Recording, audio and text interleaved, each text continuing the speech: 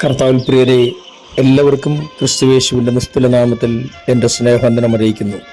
ഇന്നത്തെ ഈ പുതിയ പകലും എല്ലാ നിലകളിലും നിങ്ങൾക്കെല്ലാവർക്കും ഒരുപോലെ അനുഗ്രഹമായി തീരട്ടെ എന്ന് ഞാൻ ആത്മാർത്ഥമായി പ്രാർത്ഥിക്കുന്നു. യഹോവ നല്ലവൻ എന്ന് രുചിച്ചറിയുവിൻ, അവനെ ശരണം പ്രാപിക്കുന്ന പുരുഷൻ ഭാഗ്യവാനെന്ന് തിരുവചനത്തിൽ നമ്മൾ വായിക്കുന്നത് പോലെ ദൈവത്തെ ശരണപ്പെടുന്ന, ദൈവത്തിൽ ആശ്രയിക്കുന്ന നിങ്ങൾ ഓരോരുത്തരും പിന്നെയും ഭാഗ്യവാന്മാരുടെ ലിസ്റ്റിൽ നിലനിൽക്കട്ടെ എന്ന് ഞാൻ ആശംസിക്കുന്നു.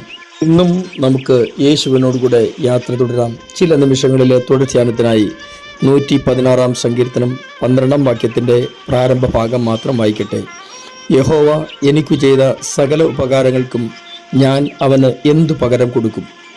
വ്യക്തിപരമായി നമ്മുടെ ഓരോരുത്തരുടെയും ജീവിതത്തിൽ സർവശക്തനായ ദൈവം ചെയ്ത ഉപകാരങ്ങൾ എണ്ണിത്തുടങ്ങിയാൽ നമ്മളിൽ എത്ര പേർക്ക് എണ്ണി അവസാനിപ്പിക്കാൻ കഴിയുമെന്ന് എനിക്കറിയില്ല. എണ്ണിക്കൂടാത്ത നിലയിലുള്ള അത്ഭുതങ്ങളും നന്മകളും ദൈവം നമുക്ക് ചെയ്തിട്ടുണ്ട്. അപ്പോസ്തലനായ പൗലോസ് പറയുന്നത്, പറഞ്ഞു തീരാത്ത ദാനം നിമിത്തം ദൈവത്തിന് സ്തോത്രം ചെയ്യുന്നു എന്നല്ലേ. നന്മയുടെ വറ്റാത്ത ഉറവിടമായ നമ്മുടെ ദൈവം ഇന്നും നമ്മിലേക്ക് വർഷിപ്പിക്കുന്ന എല്ലാ നന്മകളും ഓർത്ത് നമുക്ക് ദൈവത്തിന് നന്ദി കരയറ്റാം. വർഷങ്ങൾക്ക് മുമ്പ് ഒരു വിദേശ രാജ്യം സന്ദർശിച്ച ഒരു വ്യക്തി എഴുതിയിരിക്കുന്ന ഒരു കുറിപ്പ് ഇങ്ങനെയാണ്. വെർജീനിയയിലെ ഗേലക്സ് പട്ടണത്തിലുള്ള ഒരു പള്ളിയിൽ കൺവെൻഷൻ പ്രാസംഗികനായിട്ട് ക്ഷണിക്കപ്പെട്ട ആളാണ് ഇദ്ദേഹം.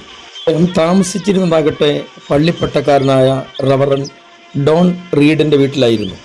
അവർക്ക് എത്ര മക്കൾ ഉണ്ട് എന്ന് രേഖപ്പെടുത്തിയിട്ടില്ലെങ്കിലും അദ്ദേഹത്തിൻ്റെ ഇളയ മകൻ തിമോത്തിക്ക് 7 വയസ്സുണ്ടെന്നും ആ കൊച്ചുകുഞ്ഞ് അദ്ദേഹത്തോട് വളരെ അടുക്കുകയും എല്ലാ ദിവസവും രാവിലെ കൂടെ നടക്കാൻ പോവുകയും ചെയ്യുമായിരുന്നു എന്നും രേഖപ്പെടുത്തിയിട്ടുണ്ട്. ഒരു ദിവസം ഇവർക്ക് നടക്കാൻ പോകാൻ കഴിഞ്ഞില്ല. കാരണം വല്ലാത്ത കാറ്റും മഴയും.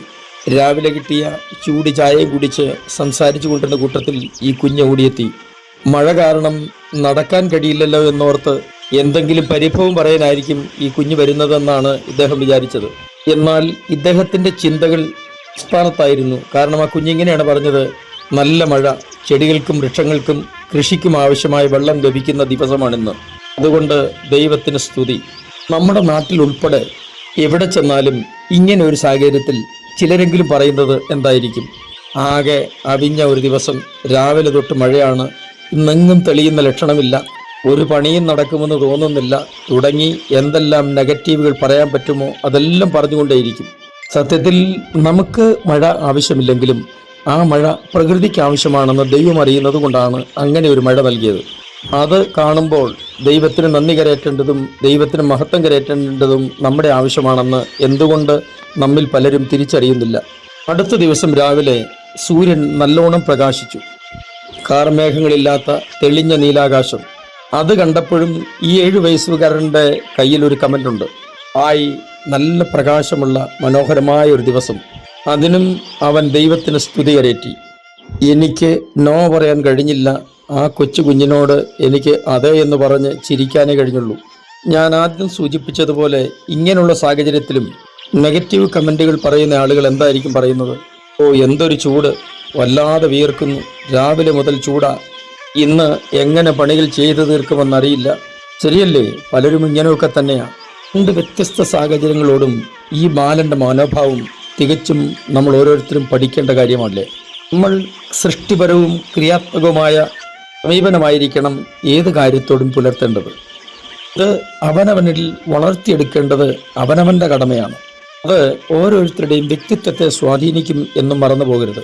തന്നെയുമല്ല, അത് തീർച്ചയായിട്ടും നമ്മെ വിജയത്തിലേക്ക് നടത്തും എന്ന് ചിന്തിക്കാതിരിക്കരുത്.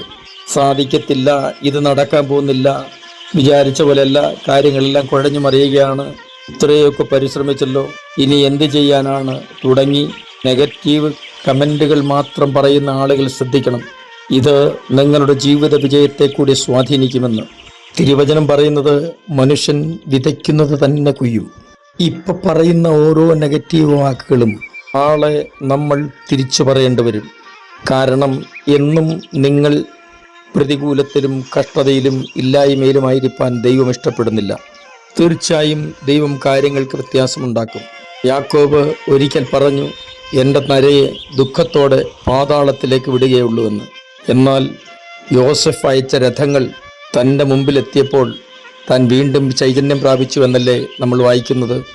അങ്ങനെയാണെങ്കിൽ ഏത് സാഹചര്യത്തിലും എത്ര പ്രതികൂല അവസ്ഥയിലും ക്രിയാത്മകമായി കാര്യങ്ങൾ ചിന്തിക്കാനും വിലയിരുത്തുവാനും സംസാരിക്കുവാനും നമുക്ക് ശ്രമിക്കാം. ഞാൻ നിങ്ങൾ കൊണ്ട് പ്രാർത്ഥിക്കുന്നു. സ്വർഗീയ പിതാവേ, എല്ലാ പ്രിയപ്പെട്ടവർക്കായിട്ടും സ്തോത്രം. കർത്താവ് ചെയ്യുന്ന അനവധി നന്മകൾക്കും ഉപകാരങ്ങൾക്കും നന്ദി കരേറ്റ് ജീവിക്കാൻ ആവശ്യമായ ദൈവകൃപ ഞങ്ങളുടെ മേൽ പകരണമേ. യേശു ക്രിസ്തുവിൻ്റെ പുണ്യനാമത്തിൽ തന്നെ ആമേൻ.